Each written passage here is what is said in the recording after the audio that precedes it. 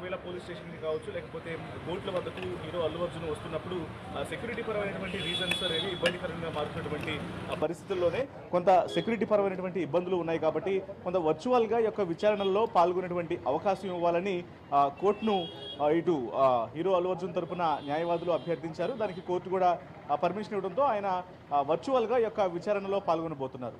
ఎందుకంటే మొదట నాంపల్లి కోర్టు అల్లు అర్జున్కు 14 రోజుల పాటు జ్యుడిషియల్ రిమాండ్ విధించింది. జ్యుడిషియల్ రిమాండ్ విధించిన అనంతరం ఇమ్మీడియట్గా హైకోర్టు దగ్గర వాదనలు జరిగినటువంటి నేపథ్యంలోనే హైకోర్టు తనకు ఇమ్మీడియట్గా మధ్యంతర బెయిల్ అనేది కండిషన్స్తో కూడినటువంటి బెయిల్ అనేది మంజూరు చేసింది. కాబట్టి సో వీటన్నిటికీ సంబంధించి తనకు వచ్చినటువంటి బెయిల్కు సంబంధించినటువంటి అన్ని విషయాలను కూడా నాంపల్లి కోర్టు వద్ద హీరో అల్లు అర్జున్ తరపున న్యాయవాదులు ప్రస్తావించడం జరిగింది. మరోవైపు తను ఎప్పుడైతే ఇటు నాంపల్లి కోర్టుకు చేరుకోబోతున్నారన్న విషయం తెలిసిన తర్వాత ముందుగానే మామ చంద్రశేఖర్ రెడ్డి ఇక్కడికి చేరుకున్నారు. ఆయన సెక్యూరిటీ రీజన్స్ ఏవైతే ఉంటాయో వాటన్నిటికి సంబంధించి కూడా న్యాయవాదులతో కలిసి కోర్టుతో మాట్లాడినట్లు కూడా మనకు సమాచారం అందుతోంది. ఇక వీటన్నిటికీ సంబంధించి మరికొద్దిసేపట్లోనే తదుపరి ఏ రకంగా అంటే ముందుగా యొక్క పిటిషన్ను పాస్ ఓవర్ చేసినట్లు కూడా మనకు సమాచారం అందుతోంది.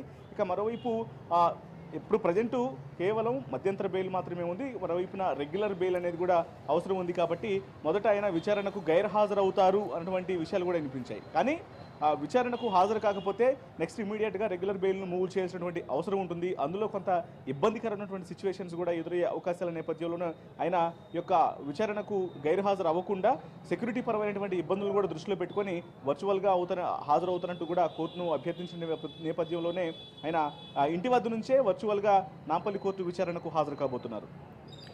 రైట్ రత్న కుమార్, అయితే నిన్న రేవంత్ రెడ్డి తోటి అందరూ సమావేశమయ్యారు. సో ఈసారి తీర్పు ఏ విధంగా ఉండే ఛాన్సెస్ కనిపిస్తున్నాయి? ఈసారి అనుకూలంగా ఉండే ఛాన్సెస్ కనిపిస్తున్నాయా, లేకపోతే ఏ విధంగా తీర్పు వచ్చే ఛాన్సెస్ కనిపిస్తున్నాయి ఈసారి?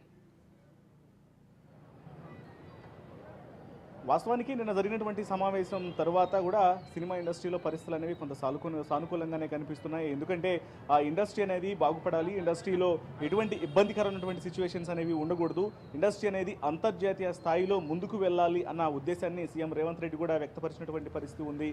అక్కడికి వెళ్ళినటువంటి సినీ ప్రముఖులందరూ కూడా ఎఫ్టీసీ చైర్మన్ దిల్ రాజు ఆధ్వర్యంలో జరిగినటువంటి యొక్క సమావేశంలో సంధ్యా థియేటర్ ఘటనతో పాటు ప్రస్తుతం సినీ ఇండస్ట్రీ పరిస్థితులన్నింటినీ కూడా మెన్షన్ చేయడం జరిగింది. అక్కడ థియేటర్లలో ఎప్పుడైతే టికెట్లకు సంబంధించి కావచ్చు, అలాగే బెనిఫిట్ షోలను ఎత్తివేయడం, వీటన్నిటి మీద కూడా కొంత చర్చ అనేది జరిగింది.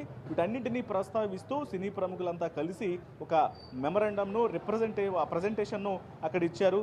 ఇచ్చిన తర్వాత సీఎం రేవంత్ రెడ్డి కూడా వాటన్నిటి మీద సానుకూలంగా స్పందించి త్వరలోనే ఇటు ఇండస్ట్రీకి కావాల్సినటువంటి అన్ని సౌకర్యాలను తాము అందజేస్తాము, కాకపోతే కొంత లా అండ్ ఆర్డర్కు సహకరించాల్సినటువంటి అవసరం అయితే ఉంది అన్న విషయాలను కూడా మెన్షన్ చేయడం జరిగింది.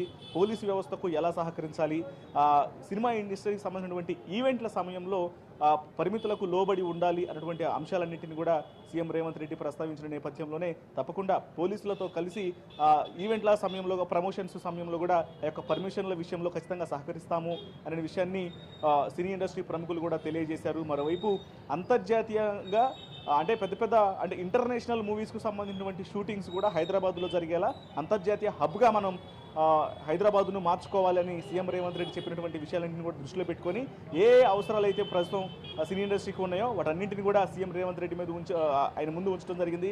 ఆయన కూడా సానుకూలంగా స్పందించి త్వరలోనే మంత్రివర్గ ఉపసంఘాన్ని నియమించి ఈ యొక్క అవసరతలు ఏవేవి ఉన్నాయి ఒక కమిటీలను ఏర్పాటు చేసి కూడా వాటన్నిటి మీద పరిశీలన చేసి ముందుకు వెళ్తాము అటువంటి విషయాలన్నింటినీ కూడా తెలియజేసి పరిస్థితుంది. ఇక అల్లు అర్జున్ ఇన్సిడెంట్కు సంబంధించి ఆ ఘటన అనేది దురదృష్టకరంగానే ప్రతి ఒక్కళ్ళు కూడా భావిస్తున్నటువంటి నేపథ్యంలో ఇప్పటికే ఆయన మధ్యంతర బెయిల్ మీద ఉన్నారు కాబట్టి ఇక రెగ్యులర్ బెయిల్ అనేది ఖచ్చితంగా రావాల్సినటువంటి అవసరం ఉంటుంది.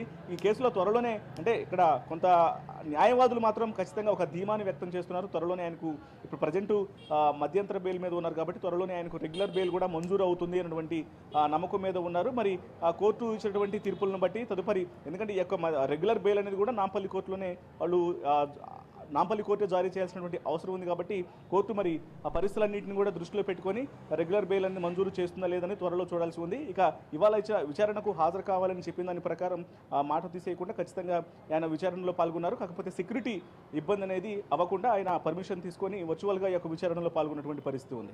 Right, thanks for the updates Ratnakumar. So మొత్తానికి ఈ రోజుతో ఇవాల్టితో అల్లు అర్జున్ మధ్యంతర బెయిల్ ముగియనుండడంతో రెగ్యులర్ బెయిల్ కోసం నాంపల్లి కోర్టులో విచారణకు హాజరు కాబోతున్నారు మరి కాసేపట్లో వర్చువల్లీ అల్లు అర్జున్. సో చూడాలి ఈసారి కోర్టు ఏ విధమైన తీర్పు ఇస్తుందో అన్నది.